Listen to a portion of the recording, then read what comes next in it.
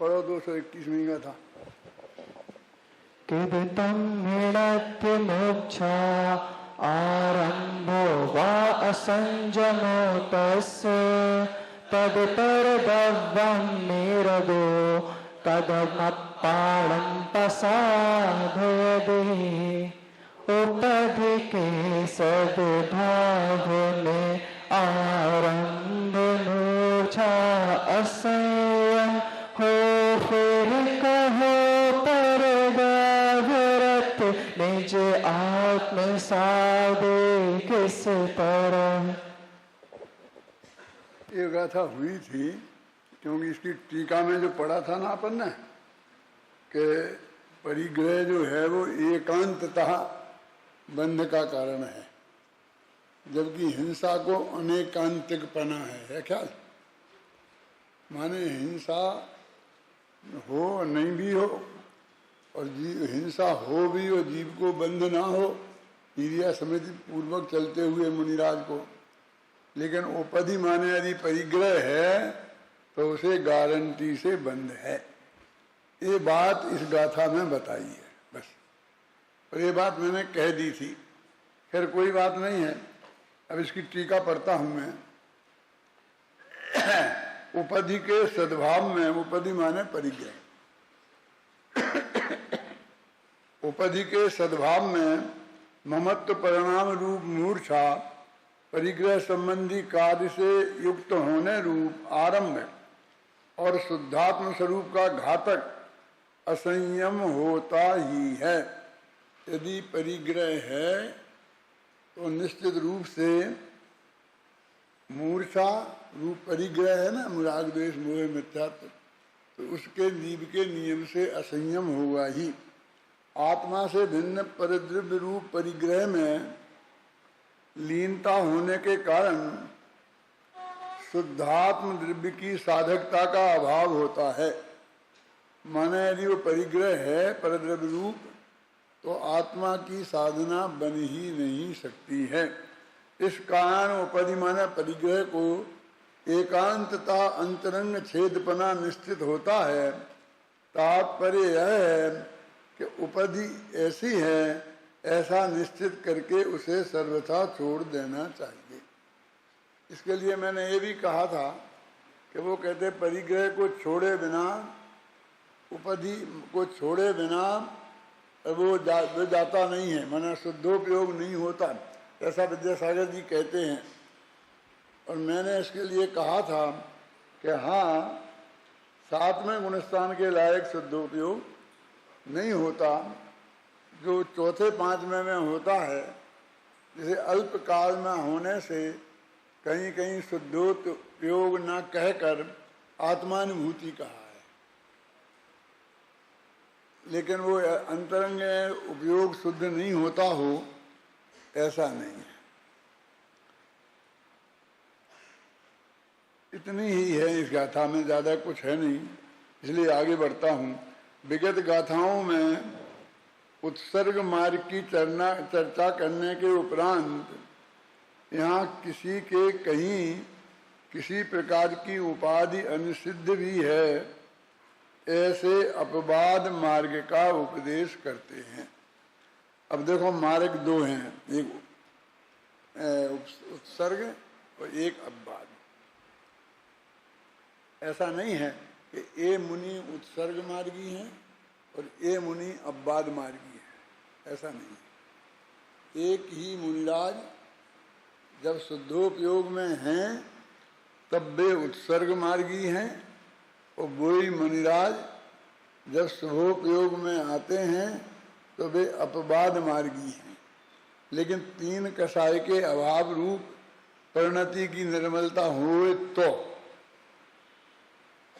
वे अपवाद मार्गी शुभोपयोग के कारण नहीं है, यद्यपि अपवाद मार्ग में शुभोपयोग होता है। तो यहाँ ये बता रहे हैं कि 2 तरह का मार्ग है, उत्सर्ग मार्ग और अपवाद मार्ग। यहाँ सारी चर्चा उत्सर्ग मार्ग की अपेक्षा हो रही है। अब ये कहते हैं कि जो अपवाद मार्ग है, माने 6वां गुणस्थान जो है, उसमें कुछ उपधि अनिषिद्ध है। ये क्या, पिछली गाथा में तो उपधि का माने परिग्रह का पूरी तरह निषेध किया था। मैं अब रिपीट ज्यादा नहीं करूंगा, आगे बढ़ूंगा, समझ गए ना, इसलिए ध्यान से सुनना। उपधि का निषेध किया था, अब वो 6वें गुणस्थान में आ गया और तब भी आप मान रहे हैं कि वे मुनिराज हैं, तो कहते हैं कि उनके कुछ उपधि है। कि क्या उपधि है? कि पीछी कमंडल और शास्त्र, और गुरु से पढ़ना, शिष्यों को पढ़ाना, शास्त्रों का लिखना, ये उपधि उनको है। तो कहते कुछ उपधि अनिषिद्ध है अपवाद मार्ग में। अपवाद मार्ग में कुछ उपधि अनिषिद्ध है, माने उसका निषेध नहीं किया गया है। और वो कौन सी है? पीछी कमंडल और शास्त्र। यद्यपि वो मार्ग नहीं है, बात तो उसमें यही आएगी कि ये नहीं है, इससे कोई कर्म का अभाव नहीं होने वाला है। लेकिन इतना हो गया तो वो मुनि नहीं रहा, ऐसे संभव नहीं है। और इसके लिए वो 3 गाथाएं जो पीछे आई थी, जो श्वेतांबर मत की अपेक्षा लिखी थी, शायद वो वस्त्र बर्तन वाली गाथाएं थी ना, कि वो नहीं, वस्त्र में 3 चीजें, वस्त्र, बर्तन और ये नहीं, ख्याल में है ना। तो ये फिर मूर्छादि उत्पादन रहित जई चल रहा ना, नहीं 22वीं गाथा है। छेद ना हो जिस तरह आहार ले में उस तरह हो विसर्जन निहार का भी क्षेत्र काल विचार कर।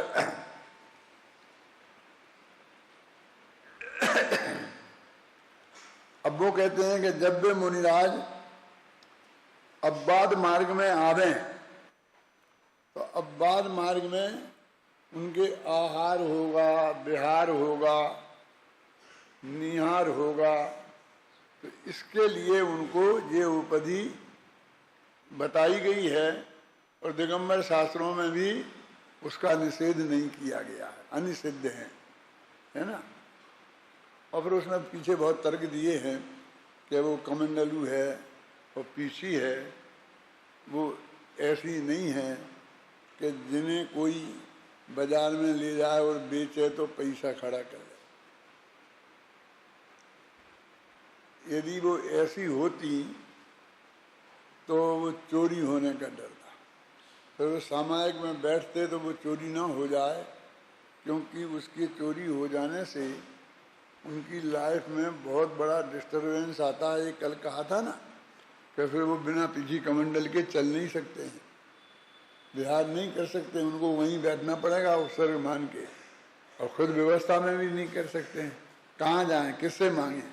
अब ऑटोमेटिक श्रावक लोग वो समझ में आए और वे व्यवस्था करके देवें तो कितना कठिन काम है। तो फिर उनको उनकी चिंता रहे बिना रहेगी नहीं। तो कहते वे चुराए नहीं जाएंगे, तो इसमें तो दूसरा शब्द भी कोई मांग सकता है, कीमती होगा तो महाराज ये मुझे दे दो ना, मांग भी सकता है। तो उनका बाजार में पैसा खड़ा नहीं होना यही उनकी सुरक्षा की गारंटी है, जिसके भरोसे मुनिराज शुद्धोपयोग में जाएंगे। देखो, यानी पीछी कमंडल अनिवार्य हैं और उनकी रंच मात्र भी चिंता होना अनिवार्य नहीं है, नहीं तो शुद्धोपयोग में नहीं जाएंगे। वो ऐसा नहीं कि वो परिग्रह है तो उससे हम निश्चिंत हो गए, है ना। वो ऐसी उपधि है। अब आजकल तो वो पीछी भी बहुत कीमती हो गई है, क्योंकि मोर के पंख बहुत कीमती हो गए हैं। मालूम, मोर के पंखों पर प्रतिबंध लगा दिया था गवर्नमेंट ने, मालूम, बीच में मालूम है क्यों? कि लोग मोर के पंख बहुत अच्छे होते हैं ना, यहाँ तो कहते हैं वो अच्छी नहीं होती इसलिए कोई मांगेगा नहीं, और वो कहते हैं बहुत अच्छे होते हैं तो मोरों को मार मार करके भी पंख उखाड़ करके और लोग बेचने लग गए थे। ये तो मुनिराजों की जो पीछी बनती है तो उन पंखों को वो अपने आप छोड़ते हैं जब समय होता है ना, तो वो उनको जंगल में फैले रहते हैं, तो वो जंगल में चूंकि वो फैले रहते हैं तो महाराज उन्हीं को इकट्ठे करके या करवा के या शिष्यों से यानी जो भी और पीछी तैयार कर लेते हैं। अब कमंडल भी मैंने बोला ना, मैंने बहुत सोचा इसके बारे में कि ये कहाँ से इसका स्वरूप जो है आज हमें देखने में आता है, वो कहाँ से शुरू हुआ। शांति सागर से ही हुआ होगा कि पहले ये कमंडल की कोई रखे थोड़ी होंगे पहले के, किसी का फोटो होगा क्या होगा कैसे हैं। ये तो लकड़ी को कोल कोल के बनाए जाते हैं ना, तो ये तो काफ़ी कीमती हो जाते हैं। कीमती माने जिसको बनाने में कीमत लगे, बाजार में बेचने पर कीमत उपलब्ध हो जाए, कदाचित चूंकि वो और किसी गृहस्थों के काम के नहीं है। ये गृहस्थ क्यों को मजता नहीं है, उनकी नीट सफाई वैसी नहीं होती है ना। तो अब जो हमारे हम धातु के बर्तन लेंगे ना, हम काय को वो बर्तन लेंगे, इसलिए भले ही चुराए जाने की संभावना नहीं हो लेकिन बनने में तो खर्चा होता ही है, हो गई। अब वो पत्थर को कोल कोल के बनाया जाएगा तो काफी कीमती हो जाएगा। तो ये कैसे शुरू हुआ? अजैन साधुओं में तुमड़ी होती है, देखी तुमने? तो वो तुमड़ी तो बहुत सहज है कि ये जो जंगल में बेलें उगती हैं जिनकी हम सब्जियां भी बना के खाते हैं, तो जैसे कि ये लौकी आती है ना, तो ऐसे ये तुमड़ा आता है, तुमड़ी आती, मतलब वो गोल गोल ऐसी होती है, अंदर से सब लौकी जैसी ही होती है, लेकिन फिर वो जब जंगल में जब वो कठोर हो जाती हैं तो कोई नहीं खाता, फिर उन्हें सूख जाती हैं तो वो तो सूख जाती हैं तो अंदर का गीला सूख जाता है तो वो निकाल देते हैं, तो वो बनी रहती है। तो उसको थोड़ी ऐसी काट पीट के पकड़ने लायक बना लेते हैं, और वो तुमियों को मैंने अजैन साधुओं के पास देखी हैं। तो वो तो एक सहज उपलब्ध हो सकती हैं, लेकिन अपनी जो ये कमंडलू है वो इतना सहज उपलब्ध तो हो नहीं सकता है। सम्मेद शिखर में एक महाराज थे, उनका नाम सुमति सागर जी था, आचार्य थे, उनके कई शिष्य थे, और वहाँ तेरापंथी कोठी में अपना विधान चल रहा था, सिद्ध चक्र विधान, अपने मिशन का, मतलब अपने 1000 आदमी वहाँ थे, यात्री में था, बाबू भाई वगैरह सब थे विद्वान। वो विधान चल रहा था तो स्पीकर लगा दिया था, और उसमें ओंगरी बोलते थे, छंद बोलते थे, तो बाहर बहुत आवाज़ जाती थी, और महाराज आहार को निकले तो उसमें बहुत डिस्टरबेंस होता था, क्योंकि जहाँ जो आहार बनाया वे पड़ गए बोलें तो महाराज सुने ही नहीं, वो बाहर स्पीकर लगा दी। ये सच्ची घटना है। तो महाराज को बहुत गुस्सा आया, और महाराज उधर आए हमारी पूजन में, उन्हें बंद करो ये पूजन,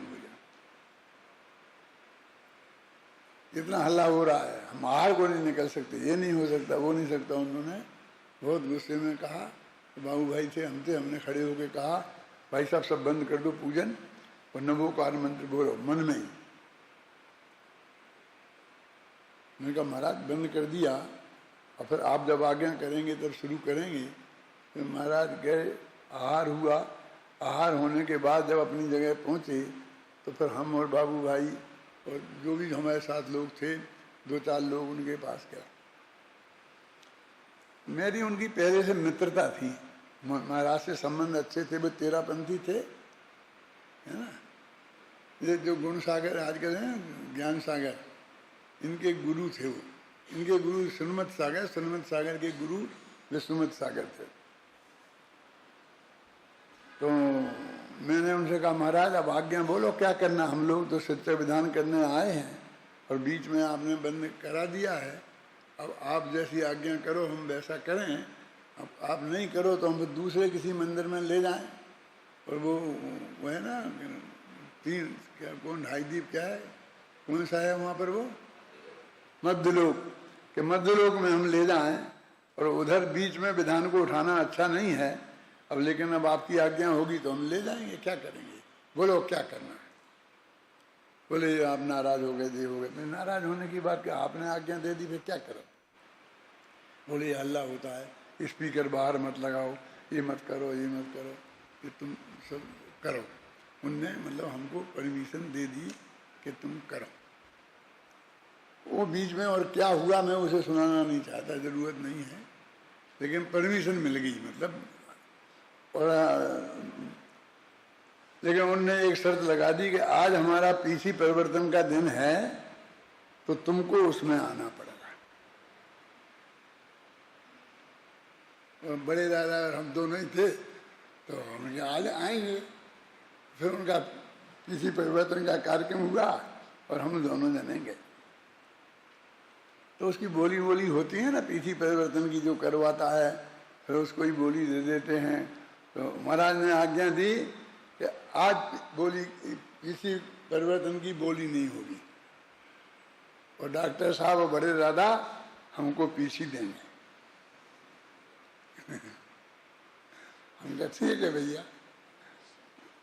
फिर हमने पीसी उन्हें दी और फिर बाद में हमारा भाषण हुआ। तो हमने सब मुनि धर्म का स्वरूप जैसा यहाँ चलता है वैसा जो हमने जानते थे वो हमने सब अच्छी तरह से समझाया। महाराज बहुत शांति से सुनते रहे और खुश होने के बाद में वो पीसी हमें पकड़ा दी।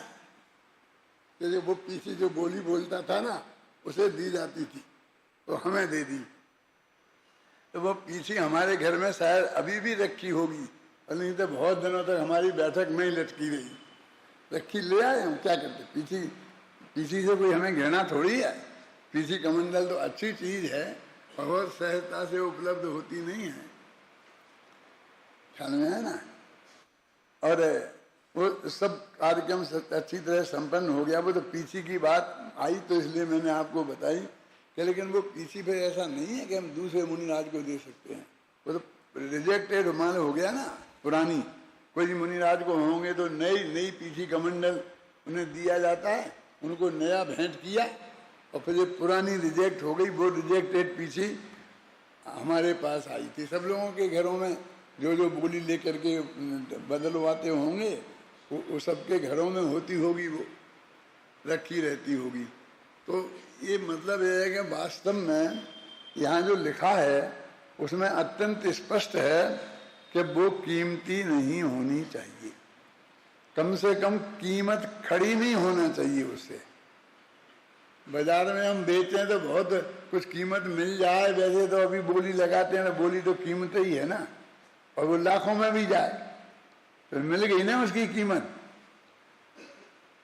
जब वो बाजार में बिक नहीं सके ऐसी होना चाहिए तो बोली लगाना तो कितना अनुचित है।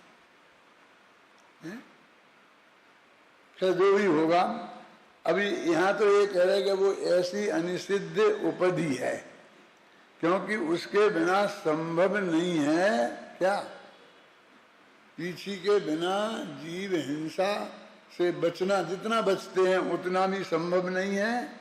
और कमंडलू के बिना मलमूत्र क्षेपण करते हैं तो उसकी शुद्धि संभव नहीं है। उसकी शुद्धि तो करनी ही पड़ेगी ना। तो इस तरह कहते फिर भी उस उपाधि के रहते हुए किसी को आज तक केवल ज्ञान नहीं हुआ, शुद्धोपयोग नहीं होता है। तब वो है तो बस उसका परिग्रह नहीं है।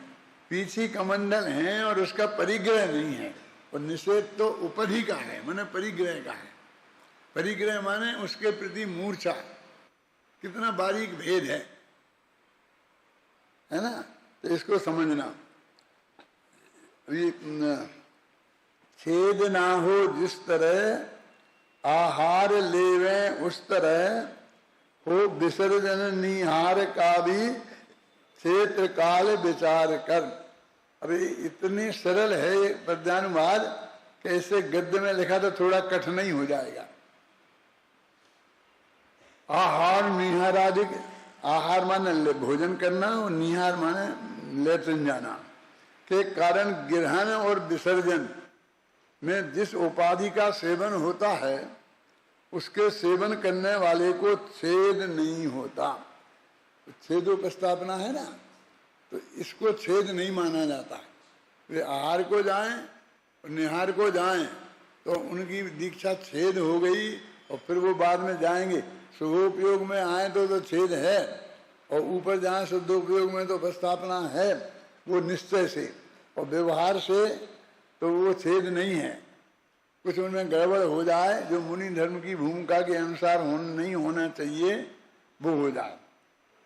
इसलिए हे श्रमणो, उक्त उपधि युक्त क्षेत्र काल को जानकर लोक में भले प्रवार प्रवर्तन करो तो कोई हानि नहीं है। अब कोई हानि नहीं है, कोई माने गुणस्थान नहीं गिरेगा, छठवें गुणस्थान से नीचे नहीं जाओगे उसकी वजह से, वो हानि थी। लेकिन ये हानि तो है ही कि सातवें भी नहीं जाओगे।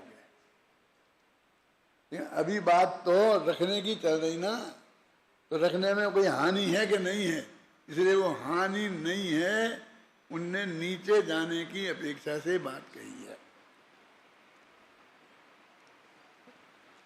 आत्मद्रव्य के द्वितीय पुद्गल का अभाव होने से, द्वितीय का अभाव होने से, ये पुद्गल शब्द जो है वो द्वितीय के लिए कहा कि आत्मद्रव्य के आत्मा से दूसरी कोई चीज वहां पोसाती नहीं है।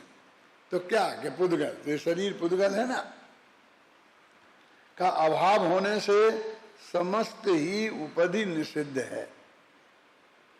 सारी उपाधि निषिद्ध, शरीर तो छोड़ नहीं सकते है ना। हमने शरीर से पूरा राग छोड़ दिया, फिर भी शरीर तो अनंत भगवान के भी मौजूद है, उनपे तो पूर्ण वीतरागी है ना, फिर भी मौजूद है ना। तो वो राग की वजह से शरीर रहता है ऐसा नहीं है। यह उत्सर्ग मार्ग है कि कोई भी उपाधि नहीं होना, ये उत्सर्ग मार्ग है। और विशिष्ट काल क्षेत्र के बस को उपाधि अनिषिद्ध है, यह अपवाद मार्ग है। क्या अभी क्षेत्र काल में मान जब वो बाहर आया तो विभिन्न परिस्थितियों में उसको उपाधि की है माफी है। कितनी? जब कोई श्रमण सर्व उपाधि के निषेध का आश्रय लेकर परमोपेक्षा संयम को प्राप्त करने का इच्छुक होने पर भी विशिष्ट काल क्षेत्र के बस हीन शक्ति वाला होने से उसे प्राप्त करने में असमर्थ होता है, मन में शुद्धोपयोग में सातवें गुणस्थान में नहीं जाता, तब उसके अपकर्षण अपवाद करके अनुत्कृष्ट संयम प्राप्त करता हुआ उसकी बहिरंग साधन मात्र उपाधि का आश्रय करता है। इस प्रकार वह उपाधि पने के कारण छेद रूप नहीं है, अपितु छेद के निषेध रूप ही है। माने इससे ज्यादा कोई परिग्रह होए तो उनकी प्रतीक्षा छेद हो जाएगी। अल्प साहित्य रख सकते हैं, 25 किताबें रख लें तो नहीं चलेगा, है ना। जो उपाधि अशुद्धोपयोग बिना नहीं होती वह छेद है। अब तो हो गई ना, ये उपाधि भी छठवें गुणस्थान में होती है तो अशुद्धोपयोग में होती है। किंतु यह तो सामान्य पर्याय की सहकारी कारण रूत शरीर की वृत्ति के हेतुभूत आहार निहारादि के ग्रहण विसर्जन संबंधी छेद के निषेधाद ग्रहण की जाने से सर्वथा शुद्धोग उपयोग सहित है, इसलिए छेद के निषेध रूप है। ये सर्वथा शुद्धोपयोग सहित है। इसके लिए मैंने कहा था, इसका लिख लो यहाँ पर, इसका अर्थ यहाँ शुद्ध परिणति, शुद्धोपयोग लिखा लेकिन अर्थ शुद्ध परिणति है। क्यों कि शुद्धोपयोग तो वहाँ होता ही नहीं है, समझ गए आप। इसके लिए मैं कह चुका हूँ ये बात कि आएगी आगे। इसमें लिखा ना सर्वथा शुद्धोपयोग सहित है, इसलिए छेद के निषेध रूप ही है। इसलिए पिछी कमंडल होने से उनके छेद नहीं माना जाता।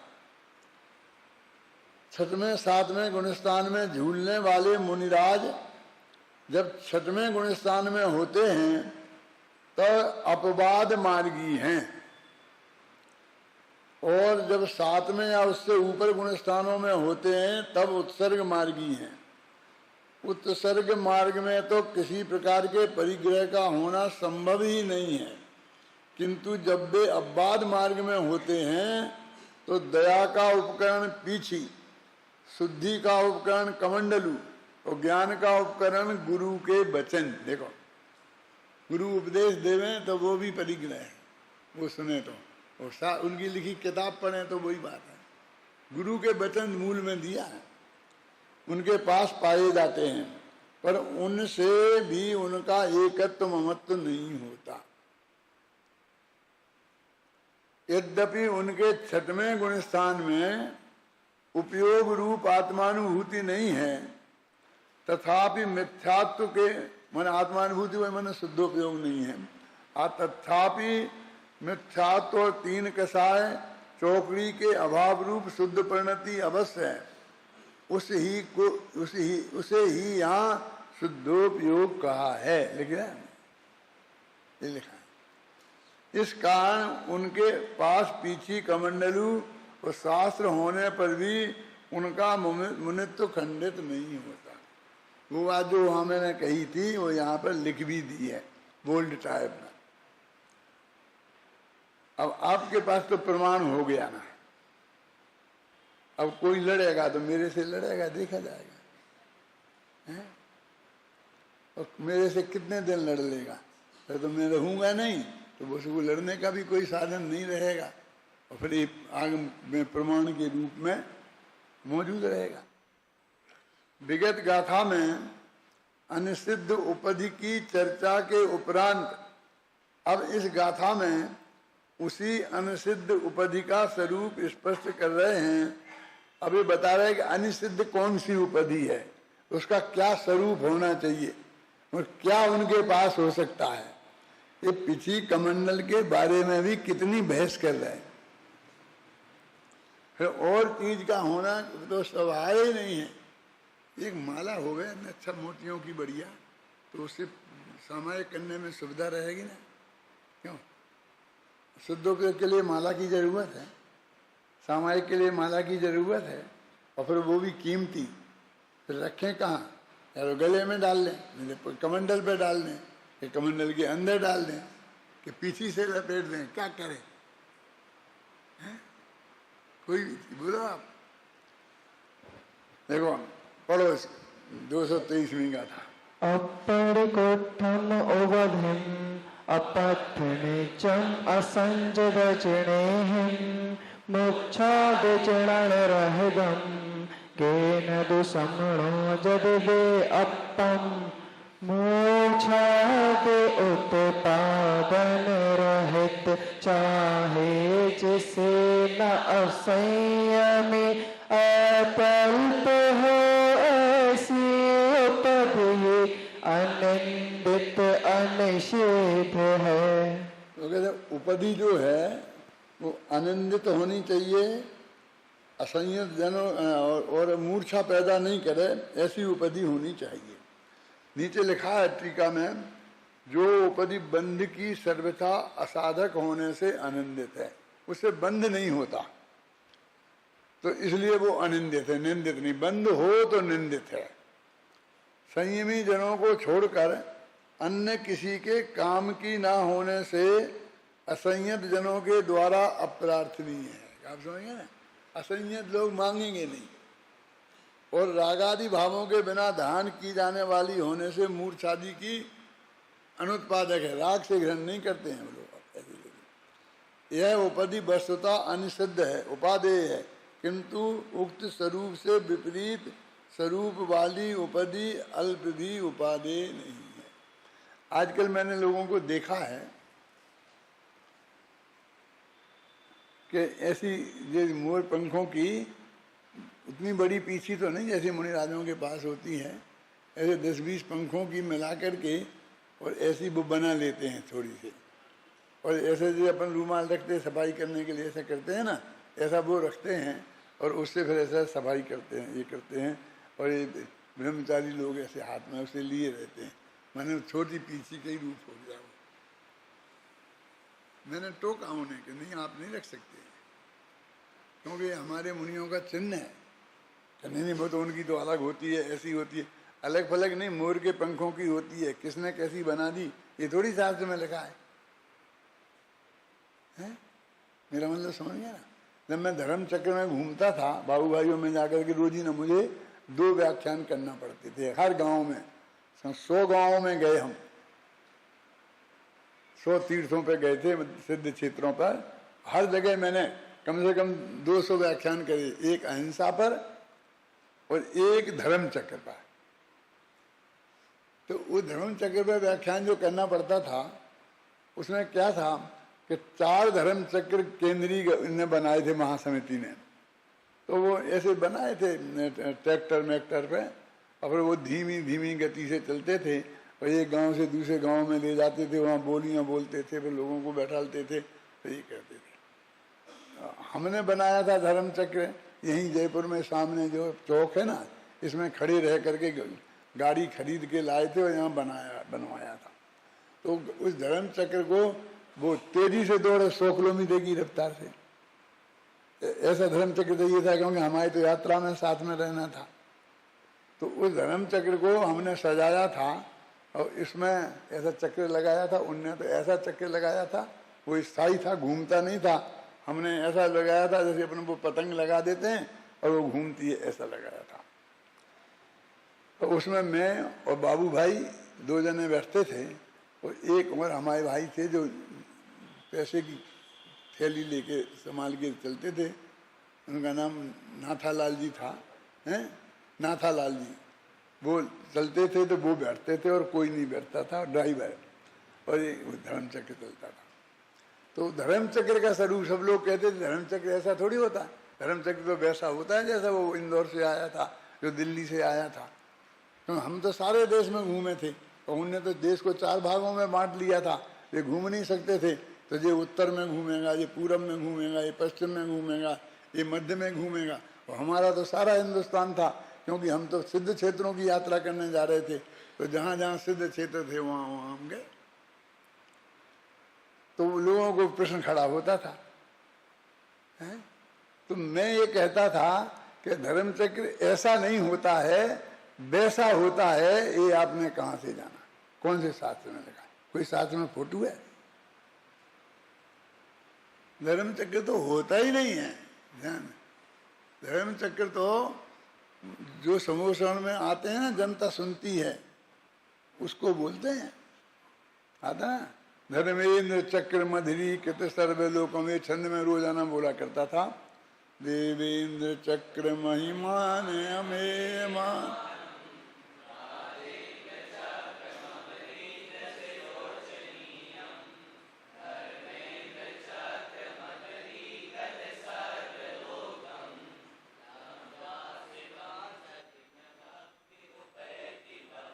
कितने चक्र हैं? 3 है ना? सोचो और सोचो। और चौथा की चौथी लेन में क्या है? अरे वो सिद्ध चक्र है ना? चौथी लेन में क्या है? सिद्ध चक्र विधान जब होता है तब भी मैं ये बोलता हूं, सिद्धों का समूह, उसका नाम सिद्ध चक्र है। कहाँ लिखा? सुसिद्ध समूह है, आता ना? बोले प्रसिद्ध विशुद्ध सुसिद्ध समूह है। हे सिद्धों के समूह, कृपा करके हम पर प्रसन्न हो।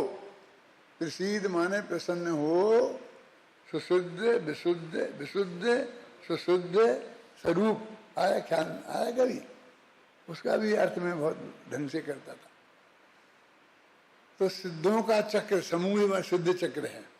और धर्मेंद्र चक्र क्या है कि जो तीर्थंकर का विहार होता है और वो जो रहता है एक जगह समोषण है, तो वो समोषण में सारे श्रोता मुनिराज वगैरह सब मिलकर जितने उसमें होते हैं उन सबको मिला के नाम है धर्म चक्र। धर्म चक्र चलता है माने वो विहार होता है, और धर्म चक्र स्थिर हो गया। धर्म चक्र का तो ये स्वरूप है। अब प्रतीक बनाना है तो हमें तो 100 किलोमीटर की रफ्तार से ढूंढना है, तो हम तो कैसे बनाएंगे? मैंने कहा ये तो ऐसी बात है, ऐसा उदाहरण देता था गांव गांव में, तुम भी सुन लो। कितने आज सन 74 की बात है, कितने बरस हो गए? अपने प्रवचन होंगे, एक आध दफे सुनाओ ना शांति जी इन लोगों को। लोग क्या कह रहा था? एक गांव में ऊंट आया था, और पहले कभी ऊंट नहीं आया था। किसी बच्चे ने, किसी आदमी ने, किसी महिला ने, किसी पुरुष ने ऊंट देखा ही नहीं था। उसके गले में एक छोटी सी घंटी बनी थी। तो बेटे ने बाप से पूछा कि पापा ये क्या है? तो पापा ने कहा कि ये ऐसा ही होता है। फिर उनने पूछा कि पापा इसके गले में ये क्या बना है? तो ये कहते थे ऐसे के गले में ऐसा ही बना होता है। हमारा ऐसा ज्ञान है कि धर्म चक्र कैसा होता है कि ऐसा ही होता है। किसी ने देखा तो है नहीं, नक्शा कहीं है नहीं, जिसने जैसा बनाया क्या प्रतीक के रूप में वैसा धर्म चक्र होता है। इनमें धर्म चक्र सारे देश में समझाता था। पूरा 1 घंटे का व्याख्यान सुनना है तो वो कैसेट यहाँ होगा, यहाँ नहीं होगा तो गुजरात में होगा, बाबू भाई के यहाँ। अमृत भाई से मंगाओगे तो मिल जाएगा आपको। ख्याल में मंगाना चाहिए, धर्म चक्र के प्रवचन तो मंगाना चाहिए। अहिंसा का तो है ही, लेकिन धर्म चक्र का भी प्रवचन मंगाना चाहिए। तो ये कहते हैं, देखो कहाँ पढ़ रहे थे अपन? यहाँ सामान्य पर्याय का सहकारी कारण होने से जिसका निषेध नहीं किया गया है, ऐसे अत्यंत नजदीकी शरीर में भी यह शरीर परिद्रव्य होने से परिग्रह है। वस्तुतः यह अनुग्रह योग्य नहीं है, किंतु उपेक्षा योग्य है। उपेक्षा करो इसकी, अनुग्रह इस पर कृपा करने की जरूरत नहीं है। ऐसा कहकर उसके साज श्रृंगार करने का उपदेश अरहंत भगवान के न करने का उपदेश अरहंत भगवान के द्वारा दिया गया है। जब कहते शरीर को भी सजाओ नहीं है, उलट गया पेज, उलट गया। 223 भी गाथा चल रही था। अच्छा, 427 पृष्ठ क्रमांक 200 पे।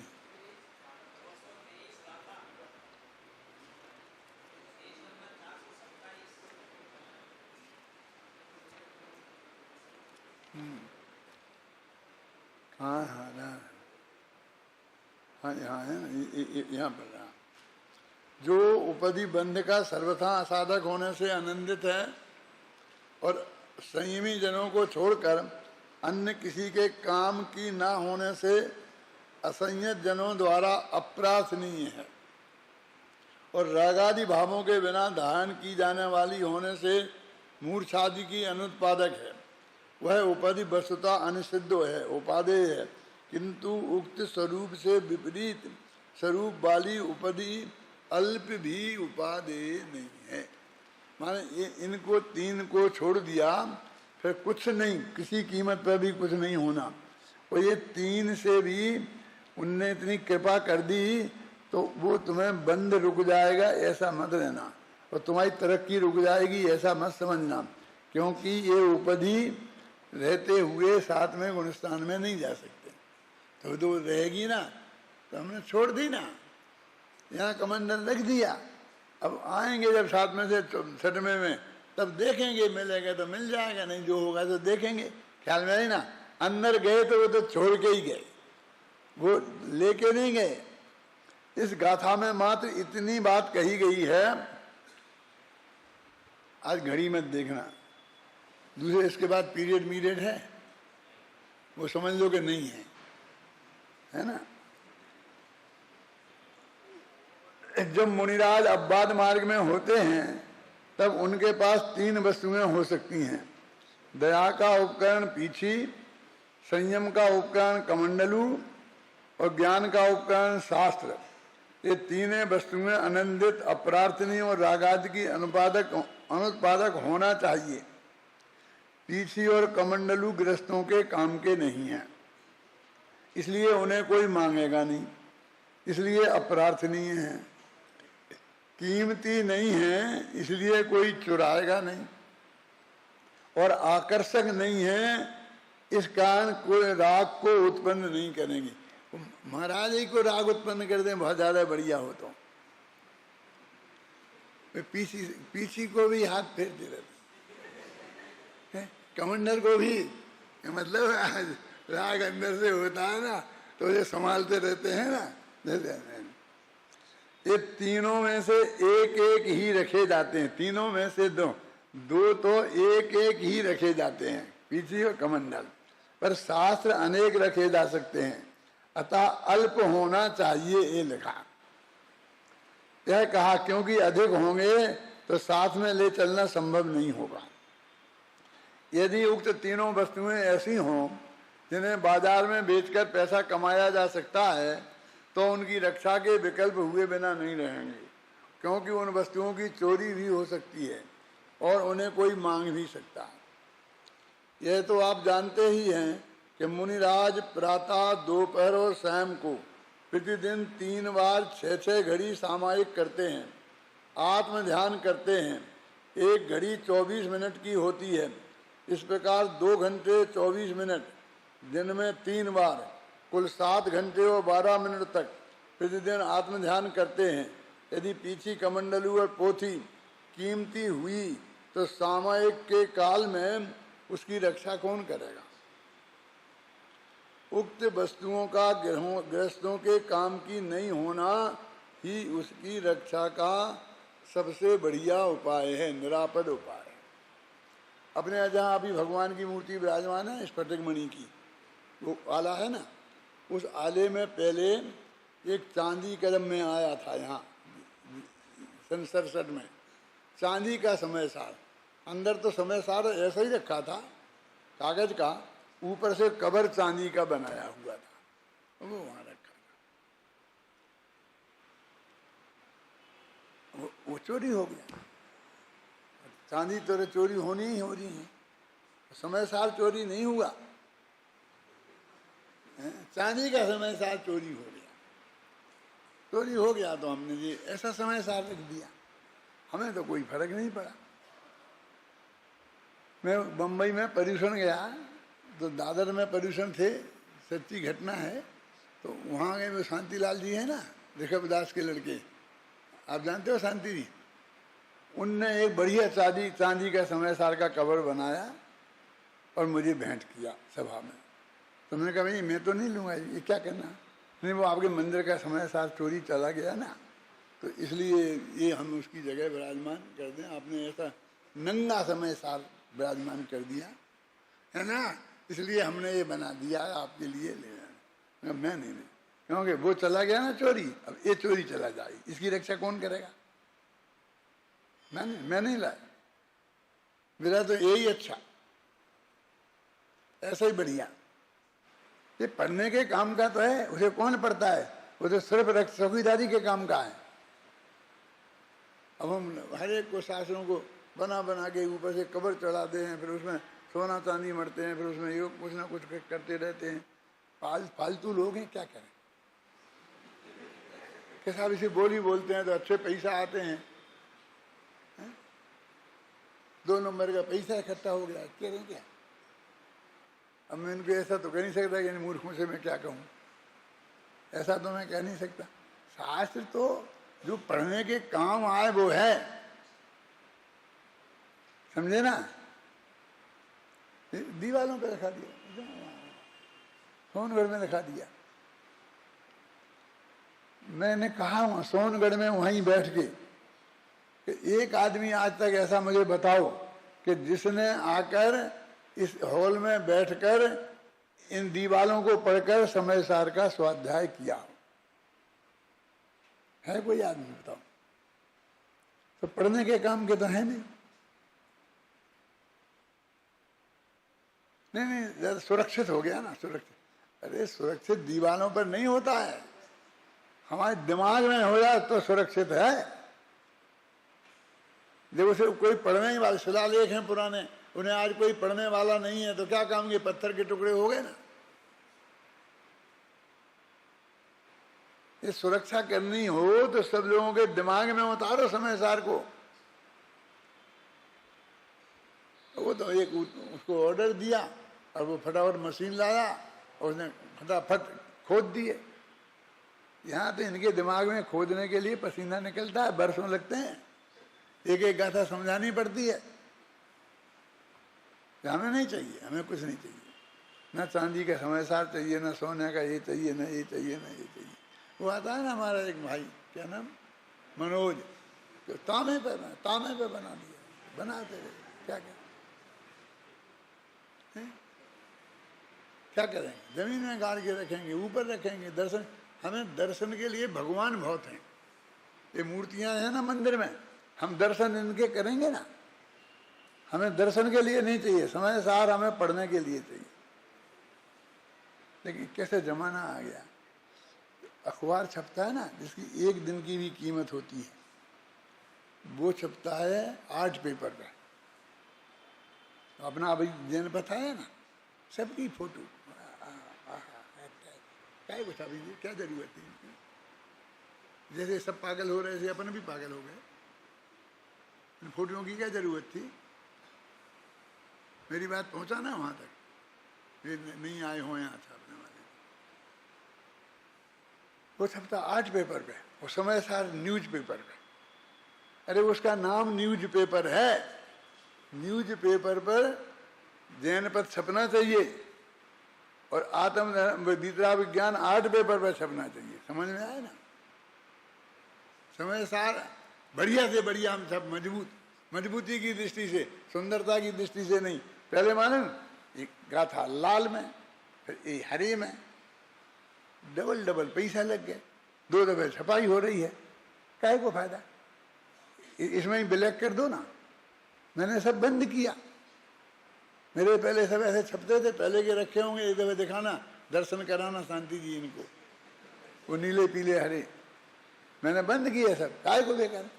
1000 ज्यादा छापूंगा ना और जगह जगह पहुंचाऊंगा। मजबूती की दृष्टि, बाइंडिंग बढ़िया होना और सब बढ़िया होना, ये होना। देखो अभी क्या बात चल रही है अपनी, पीछी कमंडलू गृहस्थों के काम के नहीं है, इसलिए उन्हें कोई मांगेगा नहीं। ये तो हो गया ना। यदि उक्त तीनों वस्तुएं ऐसी हों जिन्हें बाजार में बेचकर पैसा कमाया जा सकता है तो उनकी रक्षा के विकल्प हुए बिना नहीं रहेंगे, क्योंकि उन वस्तुओं की भी चोरी हो सकती है और उन्हें कोई मांग भी सकता है। यह तो आप जानते ही हैं कि मुनिराज प्रातः दोपहर जे पढ़ लिया अपन ने। ये चूंकि ये वस्तुएं कीमती नहीं हैं अतः कोई चुराएगा नहीं और मुनिराजों के चित्त में उनके प्रति ममत्व नहीं है अतः राग नहीं, अतः ये उनके चुराए जाने का भय से मुक्त रहेंगे। इस प्रकार उक्त तीनों वस्तुएं उनके पास भी होकर भी उनकी नहीं है, उनके चित्त को आंदोलित नहीं करती। यही कारण है कि उन्हें उपधि नहीं माना गया है अथवा यह उपधि अपवाद मार्ग में अनिषिद्ध है। कितनी कठोर बात है कि इतनी ऐसी शर्त हो तो उन्हें वे उपधि नहीं है, जरा भी राग उससे हो तो उपधि है क्या, और फिर भी इतनी है, इससे कोई कृपा नहीं है कि उसने तुम्हें केवल ज्ञान हो जाएगा। इससे अनिषिद्ध मानी गई है, बस है नहीं अनिषिद्ध। 223वीं गाथा में यह कहा गया है कि अपवाद मार्ग में पीछी, कमंडलू और पोथी की उपधि अनिषिद्ध है। अब यहाँ 224वीं गाथा में यह कह रहे हैं वस्तु धर्म तो उत्सर्ग मार्ग ही है, अपवाद मार्ग नहीं। क्या देख रहा है घड़ी, पढ़ो अभी एक गाथा और 224 पूरी करनी है। किम किंचनत्ति तक्कम अपलब्धव कामणोप देहे संगत्ति जनवरिंदा अपड़कम मत्तनो दिठा। जब देह भी है परिक्रय उसको सजाना उचित न तो किस तरह हो सब चिन्ह दे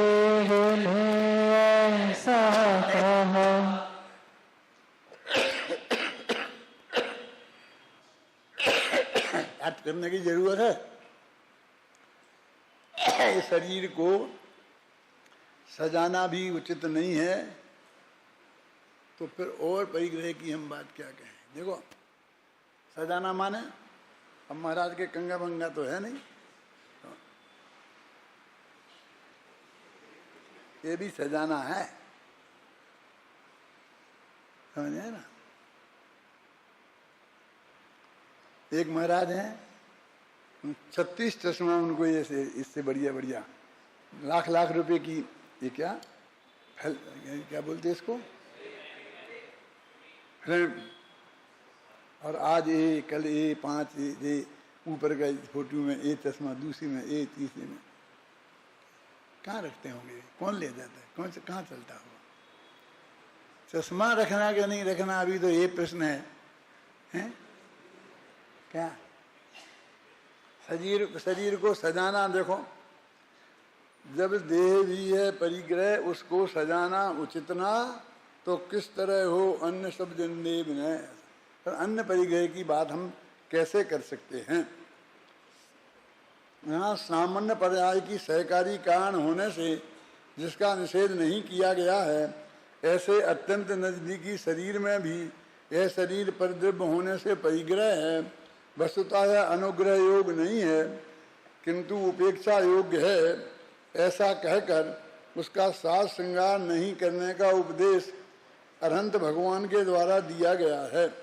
तब फिर यहाँ शुद्धोपयोग शुद्धात्म तत्व की उपलब्धि रूप की संभावना रसिक पुरुषों को दृष्टि में शेष अन्य अप्राप्त परिग्रह अनुग्रह के योग्य कैसे हो सकता है। ऐसा आशय अनंत देव का व्यक्ति ही है। इससे निश्चित होता है कि उत्सर्ग ही वस्तु धर्म है, अपवाद नहीं। तात्पर्य यह है कि वस्तु धर्म होने से परम निर्गतता ही अवलंबन योग्य है। माने वो अपवाद मार्ग स्वीकार कर लिया, इसलिए उसे कुछ रखने योग्य है, हमारा है, ये ऐसा नहीं है। वो हमारा तो है ही नहीं। आचार्य देव कहते हैं कि जब अनुपचरित असद्भुत व्यवहार न्याय का विषय एक क्षेत्रावगाही शरीर भी उपधि है, तो उपचरित असद्भुत व्यवहार न्याय का विषय पीछी कमंडलू आदि व वस्त्रादि की तो बात ही क्या कहना। अर्थ समझ में आया 3 पंक्तियों का? आया, सबकी समझ में आ गया? पूछ लूँ सबसे, बोलो, खड़े हो, ये 3 पंक्तियों का अर्थ बताओ मुझे, क्या कह रहे फटाफट। हाँ, ले लो, उठा लो, हाथ में ले लो, पढ़ो अच्छी तरह। हाँ,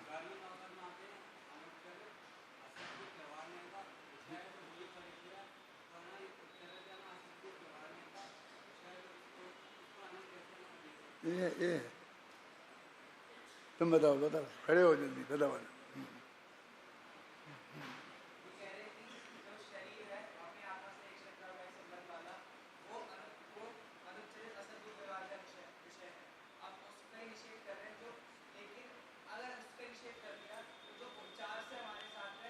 उपचरित असद्भुत व्यवहार न्याय के विषय हैं स्त्री पुत्रादि मकान जायदाद, उनकी तो धर्मशाला वगैरह है, उनकी तो हम बात कह ही नहीं सकते। समझ में आ गया? पूरा तो बैठो, चलो।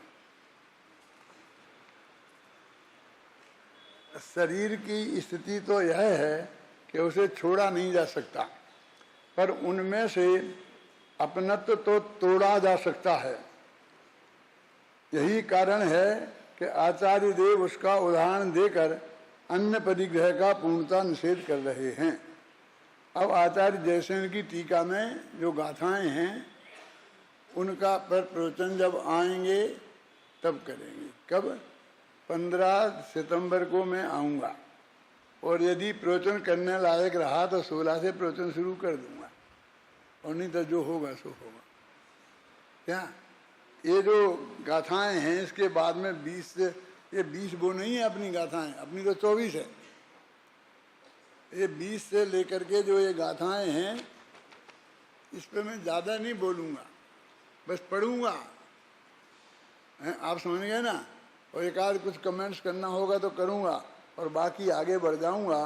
तो फिर अपनी जो 25वीं गाथा आएगी ना 24 के बाद, ओ पेज नंबर 435 पर, वहाँ से अपना चलेगा। 435 पर या 434 पर।